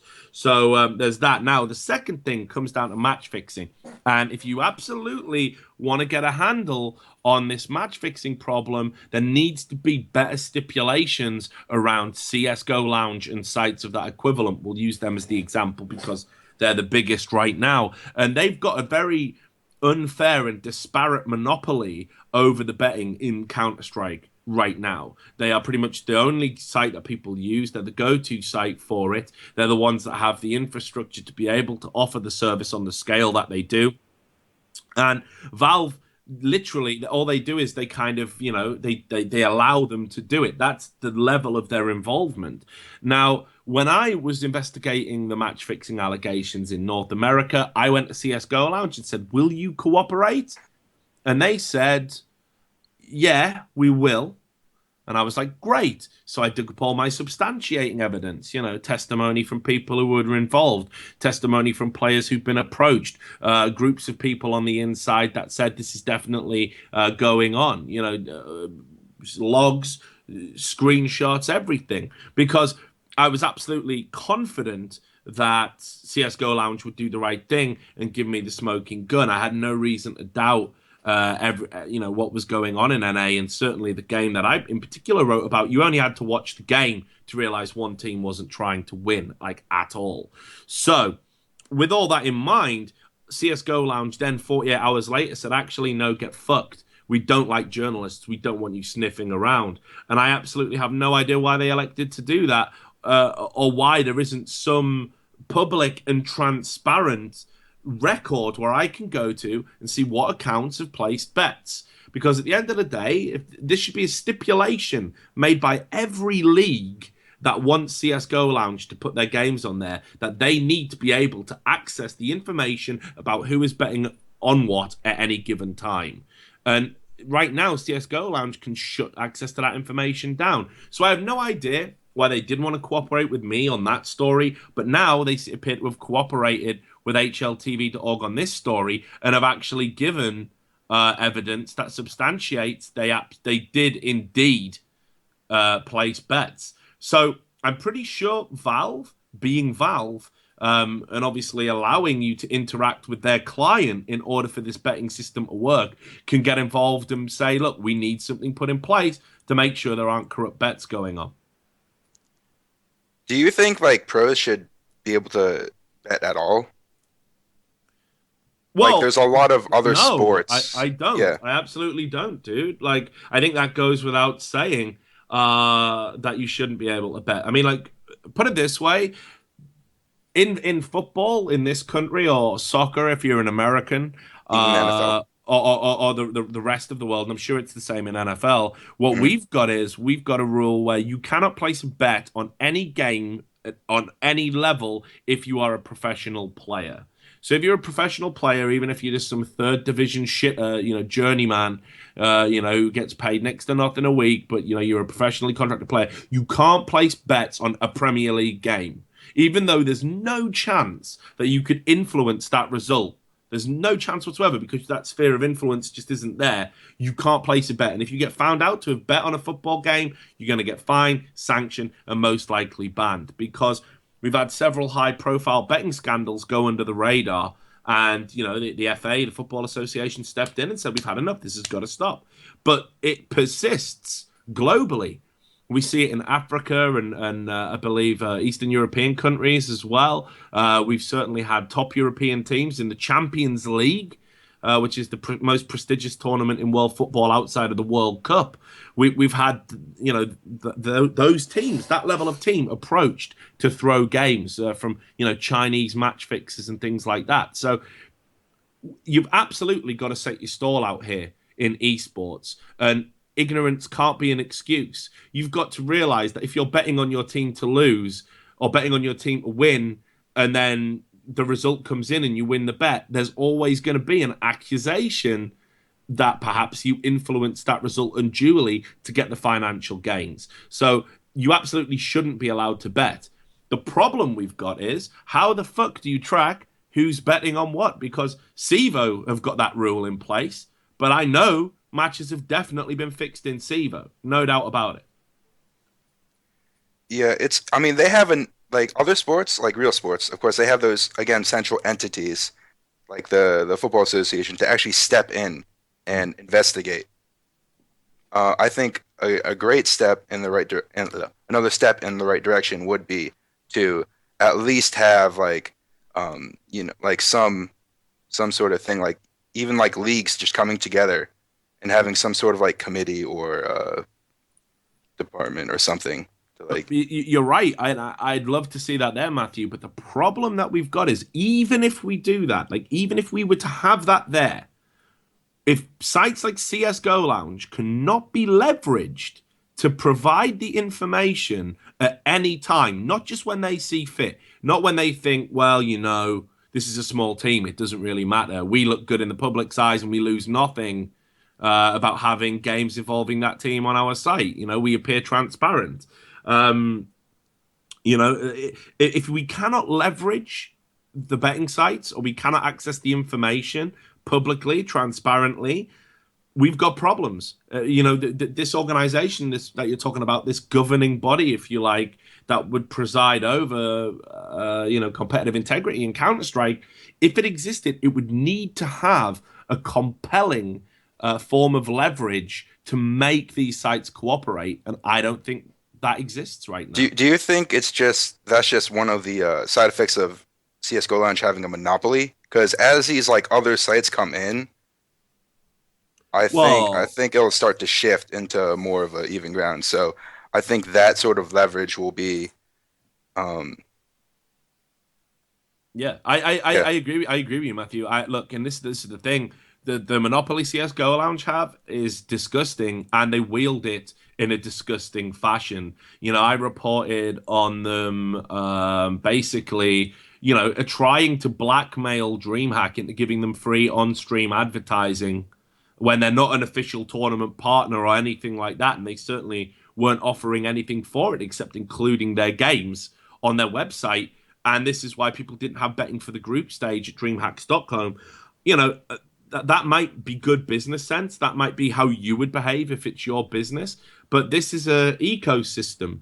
You can't just throw your weight around like that because you've got a position. And I know DreamHack aren't the first. A lot of people have voiced serious concerns about the way CS:GO Lounge conduct themselves.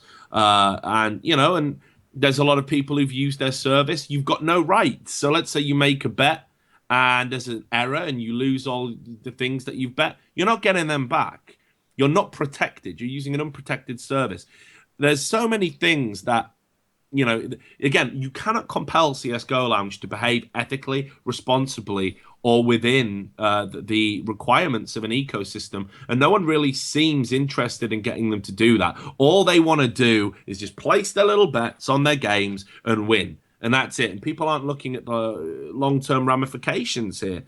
See, like for me, one of the best things that could happen to the scene right now would be if there was a realistic competitor to CS:GO Lounge, or even better, I'd rather see the non-existence of a site that leads to all of these problems, frankly. I don't care if we get an extra 20,000 on the stream.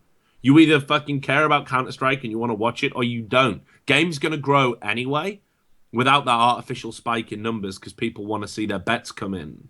You know, the problems that it's led to in terms of providing an outlet for players to indulge in corrupt behavior unchecked is horrifying. The way that they're then using this spike in numbers that they can promise you to basically strong arm people who've supported Counter-Strike for years and years before they've existed, that's horrifying. So people should be people need to think whether that's the kind of organization they want to support or not. Certainly it's not one I would want to. Do you know if like these if these betting sites are even legal? Because like all it takes is like one headline like saying like there's like this kid who steals their parents' credit card and like gets them bankrupt because they were buying skins to bet. Like it's the potential catastrophe that could come will be shocking. Like it could be shocking. I don't know. I mean, I don't know if we'll ever see that day, Matthew, frankly, because I think the way that it's covered, the way that the betting system works, I'm pretty sure legally it at the very worst occupies a gray area that certainly isn't covered by any particular statutes. And unless people are able to look into that, I don't think anything necessarily is gonna change. I don't think we'll ever see that big shock headline or have, like what happened with the poker sites in America, where we have, the government agencies get involved and shut it down. I don't think it's ever going to come to that. I think ultimately, again, what we need something in place that compels them to operate ethically. Because with gambling and the opportunity for monetary gain comes a whole new branch of ethical concerns. And clearly CS:GO Lounge don't really give a fuck, or certainly didn't. Maybe this is a sign that they do now and they want to actually work, in which case I would urge them to go back and look at the many games people have cited have been fixed and conduct their own investigations. But if they're not interested in doing that, then you have to say this is like a one-off. But I definitely think, though, that there has to be something in place that we can utilize to make them act ethically and in the interests of the sport long term. Yeah, definitely. Any final thoughts? I mean, here's my question to you to end the show on. What should the penalties for match fixes be? That's up for debate, I guess. There has to be like some sort of. Obviously, it's horrible, but at the same time, I'm a firm believer that people can learn from their mistakes. Um, Esports is coming to an age where it's like there are like these like people that are like 25 still playing Counter-Strike, but they do make those like sort of errors, and that's where you get like sort of it's really confusing. I don't know. Look, What do you think? Personally, I think you've got to have, in the same way that now we're starting to see, and this is great. This is one of the best things that's probably ever happened to competitive Counter-Strike, serious competitive Counter-Strike, and that is if you want to compete at a major event, if you've got a VAC ban, get fucked. If we can conclusively prove you've got a VAC ban on your account, get fucked. You're not competing. You're going to be out of ESL majors. DreamHack have now followed suit. All of a sudden, that opportunity to cheat and look like, Billy Big Bollocks on a public server in matchmaking, all of a sudden, it's not quite as appealing when you know it can cost you an opportunity to win big money. And I think there needs to be something similar in place where if you're found embroiled in betting, again, Valve put something on your account. Simple as that. They, whoever would have access to the information. There needs to be something in place, a record that says this player was involved in this. It's unequivocal. The evidence is all there. And you can decide when you run your league if that's the kind of person you want to gain financially from your endeavors. And I think, again, the community should rightfully shun them. In StarCraft, when the whole savior thing kicked off and the whole match fixing revelations came public, those people were fucking pariahs. They were banned for life from the sport. They received numerous threats. They did, in some cases, jail time. And it was made absolutely clear that you could never come back to the game. Never. You are done. You will never, ever, ever be involved in esports in Korea again. Because it effectively killed Brood War. It was one of the final nails in the coffin. It gave Blizzard a bit of leverage that they needed to make StarCraft 2 the game de rigueur. At least that's what people say. But the fans couldn't face it anymore. The fans couldn't face that the games that they cheered for, the players that they cheered for, were engaged in a lie, an act of theatre. They couldn't believe it. They couldn't believe they'd been duped. And it made so many of them feel sick and fall out of love with the sport. They became disenchanted with it at its very core level. And they started to drift away from the game because if you can fix one game, you can fix them all. And I don't know what to believe anymore. So the ramifications are hugely serious. It can have an almost apocalyptic impact on any esport if these things aren't clamped down upon. So I say, Matthew, fuck it. Ban them for life and set the fucking tone. Because when you've got people throwing games in Dota for like $322 and paltry amounts like that, well, fuck it then. You obviously don't give two shits about esports, the game that you play, or any opportunity to have a career in this industry. So that's my thoughts, brother. Yeah, it's up for debate.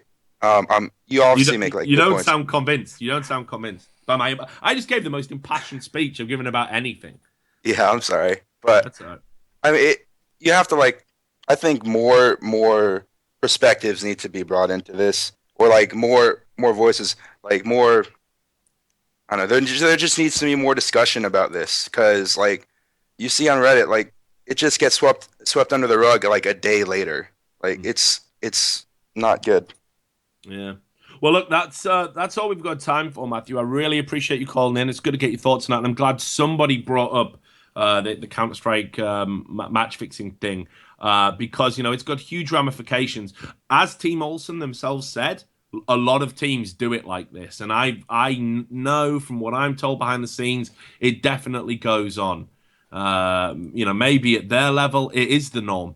Maybe the pros, not so much, but maybe at that mid-tier level, that aspirational level, maybe it is the norm, and we should be really fucking frightened about what that means for the future of the game. Anyway, Matthew, I'm going to wrap up the show. Let me say thank you for calling, and I hope to hear from you again, brother. All right. See ya. Peace out. So there we go. That's the last call of tonight's Trash Talk. We've had some ups and downs, haven't we, Sam? Yeah, it's been pretty good. What was the best part, do you think? Do you think calling the guy while he was doing Baron or the guy who just randomly brought up Thoorin's stick? It's got to be a dick one. He just sounded so sad with himself, like he disappointed himself after he said it. Yeah, I think that's something that someone's going to make into a YouTube clip. If you do, I'd love to put it in my channel. I'll give you a free I don't know, a free pack of fruit pastels or something if someone does that. Maybe you could do it, Sam. You're a producer, so I'm told. Do I get the fruit pastels? We'll talk about it. We'll put it on your usual feed. But anyway, that is all that we've got time for this week on Trash Talk. I want to thank everybody who called in. I want to thank all the people who watched. To all the people that have been asking questions, I'm not going to be streaming regular games after this because actually I'm a bit under the weather still. Me and Sam have both had a terrible cold, which I don't know why we've got it because we don't live together or anything, but we've both been suffering, so I'm not really feeling up to it. Next time I stream, it is going to be Halloween themed and it is going to be Zombie Day where I'll be playing non-stop zombie games, but I need to save my strength because tomorrow we've got First Blood, the League of Legends show that I do, which is going to be on at the same time as this. So it's 10 o'clock British summertime. That's 11 o'clock Central European summertime. We're going to be having lots of things to talk about on that. Still haven't got a guest confirmed yet. The one that we thought we were going to get had to drop out, so we're scrambling a little bit. But I'm pretty sure it'll be awesome. Don't worry about that.